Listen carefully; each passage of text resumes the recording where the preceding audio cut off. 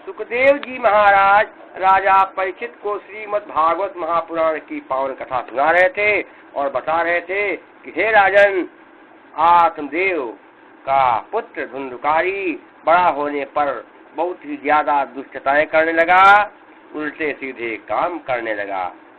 पंडित आत्मदेव और पंडिताइन धुंधुली ने उसे बहुत समझाया, प्यार किया, दुलार किया, नहीं माना तो उसे डांटा फटकारा, लेकिन धुंधुकारी के ऊपर पंडित और पंडिताइन की बातों का कोई असर नहीं पड़ा।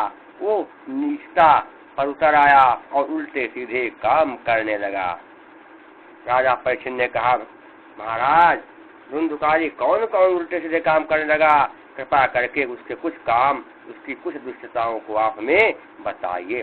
सुखदेव ने कहा, हे महाराज, धुंधुकारी ने बहुत दुष्टताएं किया, लेकिन उसकी कुछ दुष्टताओं को हम आपको बता रहे हैं, आप ध्यान से सुनिए।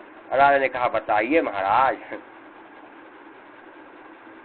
सुखदेव जी कहने लगे कि हे राजन, धुंधुकारी कैसा था कि निकला नीच धुंधुकारी, ऐसा बेटा न मिले।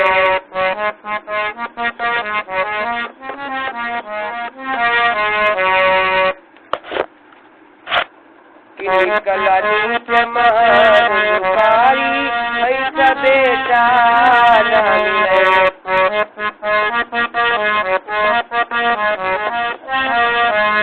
ऐसा बेटा न मिले, कि ऐसा बेटा न मिले। निकल नीच धुंधुकारी, ऐसा बेटा न मिले।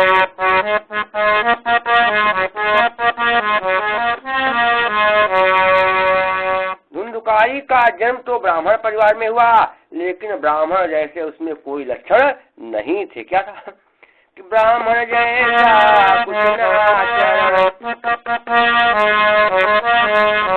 कि ब्राह्मण जैसा कुछ आचरण, सब कुछ चट कर जावे, भक्ष्य भक्ति का जन न रखे। कि भक्ष्य भक्ति का जन न रखे, लाश छुआ न खावे,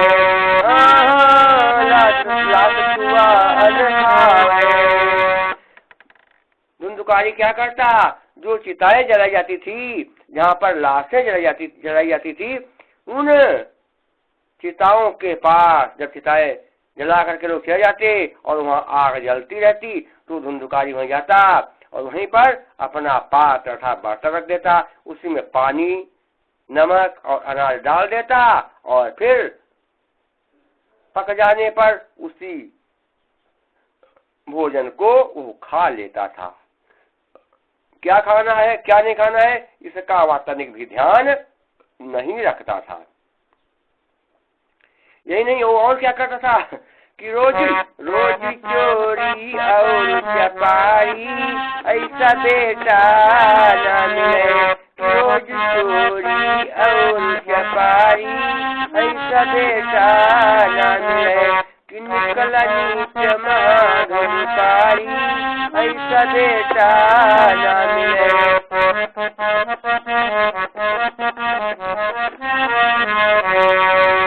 और क्या काम करता था कि अस्त्र शस्त्र धारण कर गए,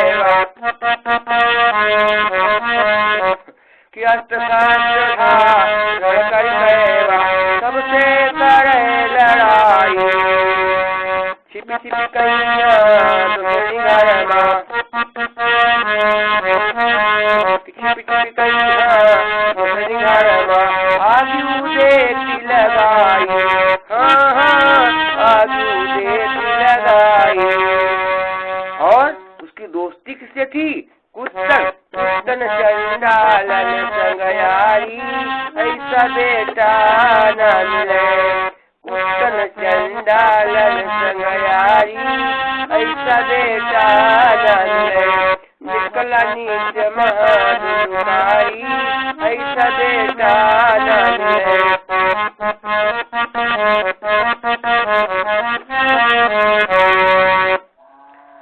दूसरे के बच्चों को गोद में खिलाने के लिए ले लेता, कहता मैं इन बच्चों को लाओ गोद में ले लूं, कुछ इनको खिला लाऊं बहुत दूर तक। तो बच्चे लोग कहते ले जाओ भाई खिला लो, तो छोटा बच्चा है। और फिर क्या करता धुंधुकारी, बच्चों को खिलाने के लिए गोद में ले लेता और फिर ले जाकर के उनको कुएं में फेंक देता। इतना नीच कि बच्चन ले खिलावई खातिर, कि बच्चन ले खिलावई खातिर कुएं में फेंकी फिर आवे।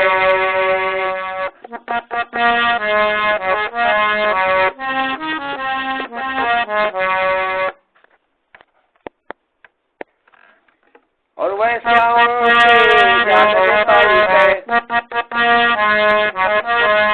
कि वैसे जाल में पाई रुपया खूब उड़ावे, रुपया खूब उड़ावे। और ऐसा करके उसने क्या किया, सारी सारी संपत्ति दे बिगाड़ी, ऐसा बेटा न मिले कि निकला नीचे मारी, ऐसा बेटा न मिले।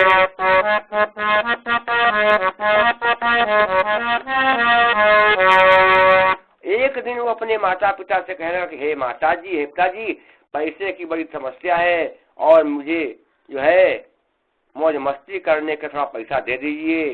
पंडित आत्मदेव और पंडित ने कहा जो कुछ भी घर में था वो सब तुमने फूंक ताप लिया, अब घर में कुछ नहीं बचा है, किसी तरह से रोजी रोटी चल रही है, अब तुम ये सब बुरे काम छोड़ दो, आराम से रहो और अच्छे कर्म करो। लेकिन धुंधुकारी ने उनकी बात नहीं मानी। उसने सोचा ये लोग ऐसे नहीं देंगे, पैसा होगा जरूर, जब तक उंगली टेढ़ी न की जाए तब तक घी नहीं निकलता है, इसीलिए लगता है मुझे अपनी उंगली टेढ़ी ही करनी पड़ेगी।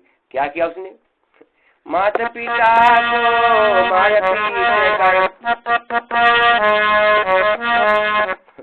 माता पिता को एक दिन खूब धमकाया,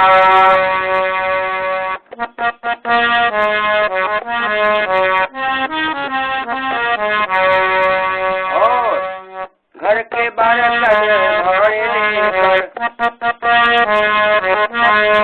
घर के भाड़े बर्तन लेकर ले वैसन डिग आया, ले वैसन डिग आया।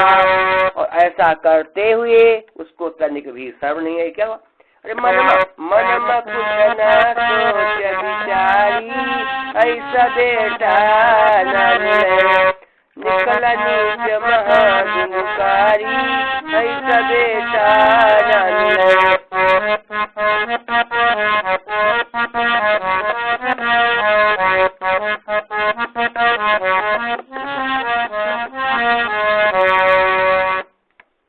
उसने अपने माता पिता को बहुत डांटा फटकारा, उन्हें हड़काया और उन्हें हड़का करके डांट फटका करके उनसे जो कुछ पैसा था सब मांग लिया और फिर वैश्याओं के घर धुंधुकारी चला गया और वहां उसने मौज मस्ती करना शुरू कर दिया। लेकिन गोकर्ण जी ने अपने पिता से काशी में पढ़ने के लिए आज्ञा मांगी थी और गोकर्ण जी काशी में चले गए थे और वहीं पढ़ रहे थे। और गोकर्ण जी पढ़ लिख करके बहुत विद्वान बन गए, शास्त्रों के ज्ञाता बन गए, क्योंकि उनकी पढ़ाई बहुत अच्छे ढंग से चल रही थी। गोकर्ण जी कैसे थे उस पर भी जरा ध्यान दीजिए। परम आदर्शमय जीवन श्री गोकर्ण जी जाने,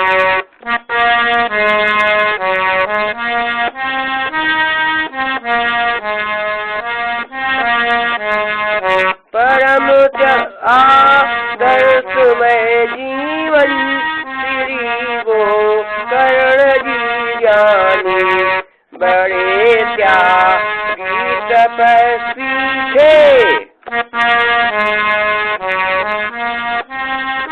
कि बड़े त्यागी तपस्वी थे, कथा जब गुंडू की जानी।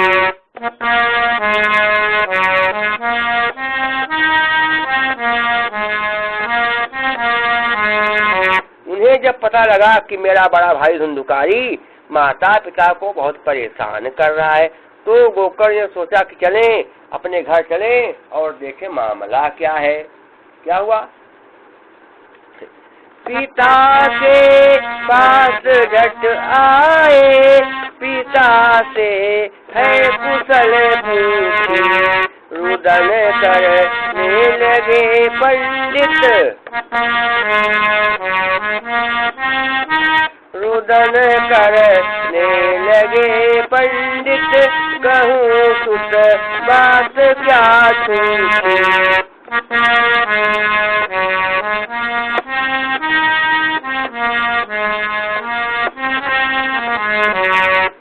पिता के पास आए, गोकर्ण ने आकर के अपने माता पिता को प्रणाम किया, फिर अपने पिता से कहने लगे, हे पिताजी सब कुशल है? देव ने कहा, बेटा मैं क्या बताऊं, बहुत ही दुख है, मैं तुम्हें अपना दुख कहाँ तक बताऊं, इस धुंधुकाई ने तो मेरा जीना दुश्वार कर दिया है।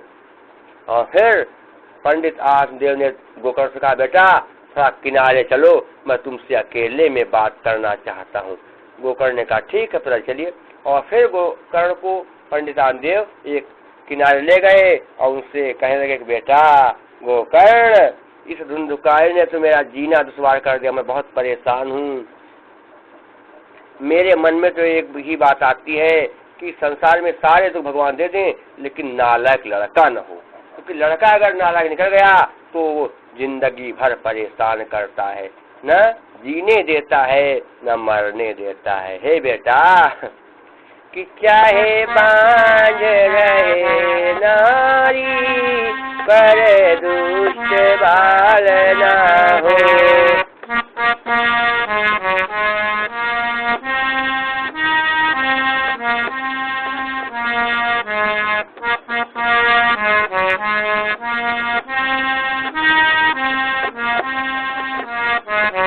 जो हाल हमारा है वो हाल किसी का न हो।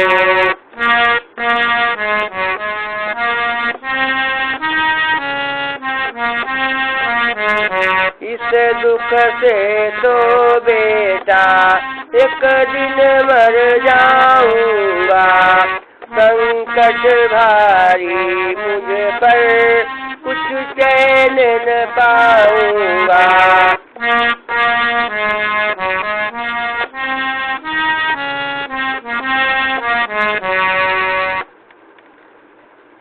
देव ने कहा, बेटा स्त्री बांझ भले रहे, लेकिन नालायक लड़का कभी भी पैदा न हो। गोकर्ण ने कहा, हे पिताजी इस संसार में सब माया मोह के कारण लोग परेशान रहते हैं, संसार में कोई अपना है नहीं, ये संसार तो सब एक खेल है, दर्पण है, इसमें बहुत ही जो है व्यक्ति को दुख झेलने पड़ते हैं। पिताजी मेरी बात को आप ध्यान से सुनिए। आत्मदेव ने कहा, बताओ बेटा। गोकर्ण ने अपने पिता आत्मदेव से कहा, हे पिताजी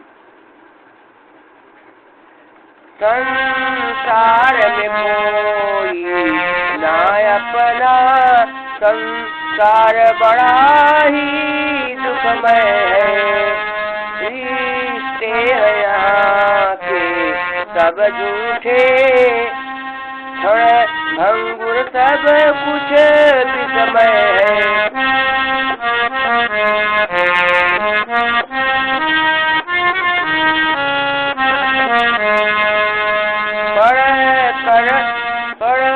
कर सब माया मोह में तो सब कष्ट भोगते रहते हैं,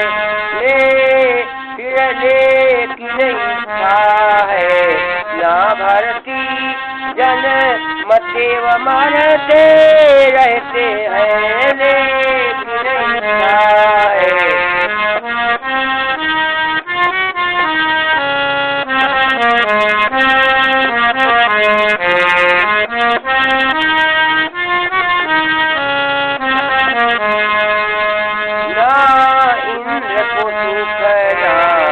राजाओं को दुखिया केवल सन्यासी है, संसार तो केवल सपना है तन मन धन सब तो नासी है, संसार सुखे है।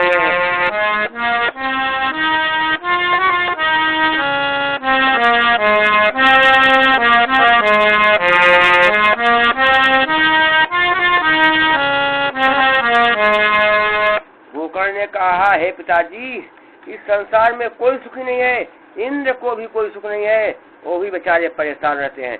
बड़े बड़े राजा हैं, वो भी बेचारे दुखी रहते हैं, वो भी किसी प्रकार से सुखी नहीं है। इस संसार में किसी को कोई सुखी है, आराम से जीवन बिता रहा है, तो केवल सन्यासी है। सन्यासी ही हर प्रकार से सुखी है। हे पिताजी, आदमी को हमेशा एक बात का ध्यान रखना चाहिए कि मानव जीवन बड़े ही पूर्ण कर्म से मिला है, महापुण्यों के कारण मानव जन्म मिला है। इस मानव जन्म को पा करके ऐसे सत्कर्म करना चाहिए कि दोबारा इस संसार में जन्म न लेना पड़े, क्योंकि सारे दुखों का कारण जन्म और मृत्यु ही है। क्या है कि जन्मत मरत दुख होई।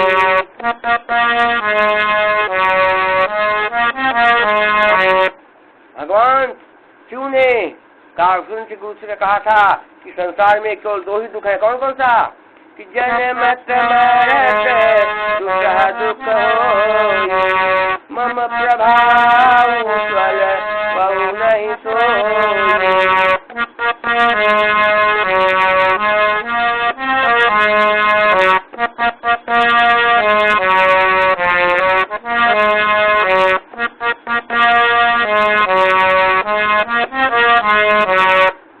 व्यक्ति को हमेशा सोचना चाहिए कि मैं अपने इस मानव जीवन को व्यर्थ नहीं जाने दूंगा, क्योंकि इस जीवन में अगर मैं अच्छे काम नहीं कर पाया, अपने उद्धार के लिए मैं कुछ नहीं कर पाया, अपना कल्याण नहीं कर पाया, तो अगले जन्म में इसका मौका नहीं मिलेगा। इस जन्म में अगर मेरी नहीं बन पाई, तो अगले जन्म में मेरे कुछ भी नहीं बन पाएगी। हे पिताजी, एक बात व्यक्ति को यही सोचना चाहिए। क्या सोचना चाहिए? क्या सोचना चाहिए कि अब न बनी तो कोई न बने,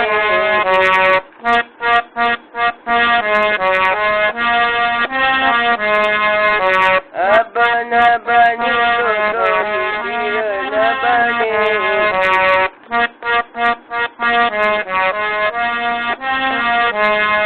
फिर न बनेगी तोरी कबहू न बनेगी, फिर न बनी तो तोरी कबहू न बनेगी, अब न बनी तो तोरी फिर न बनेगी।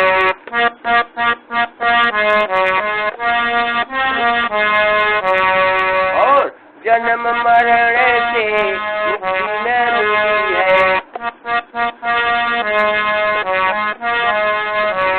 जन्म मरण से मुक्ति न मिली है, जननी फिर से तो ही जनेगी, अब न बनी तो तोरी फिर न बनेगी।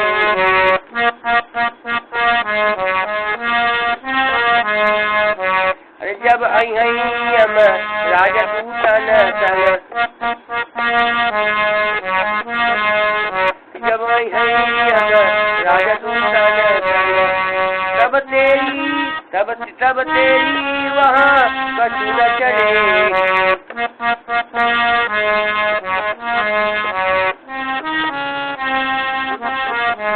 जब यम राजपूतन तब फिर तेरी कछु न चलेगी, अब न बनी तो तोरी फिर न बनेगी।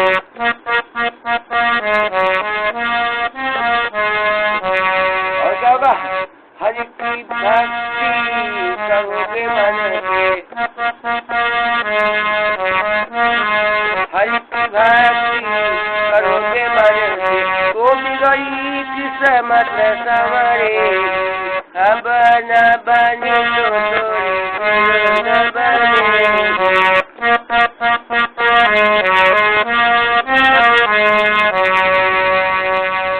अरे माया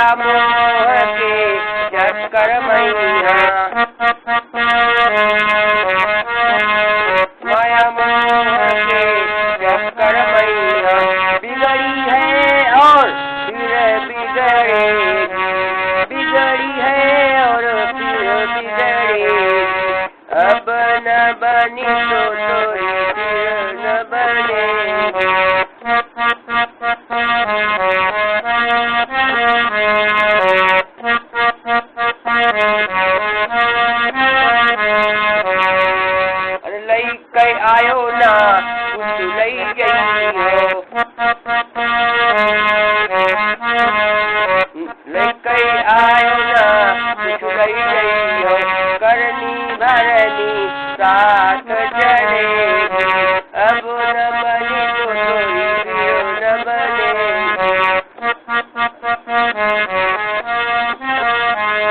अरे काम विवेक से जो न करियो,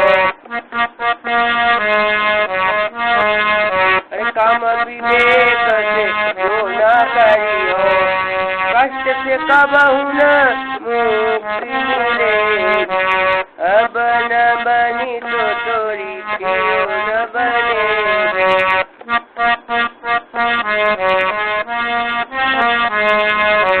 अरे अब ही समय समझ जाओ बच्चा, अब ही समय सुधर जाओ बच्चा, दूसरे जन्म न डाल गले, हाँ दूसरे जन्म न डाल गले, अब न बनी तो थोड़ी फिर न बनेगी।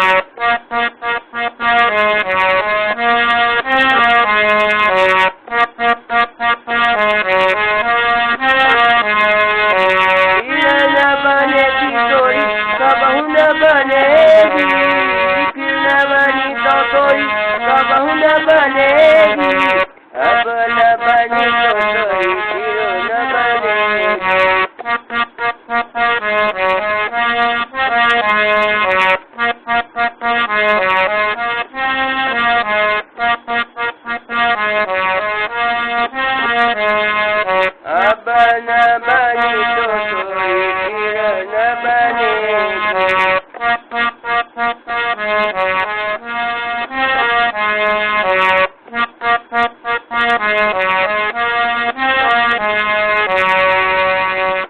गोकर्ण जी की सारी बातें पंडित आत्मदेव की समझ में आ गईं और फिर उन्होंने गोकर्ण से कहा, बेटा तू ही तो एक मेरा सच्चा बेटा है।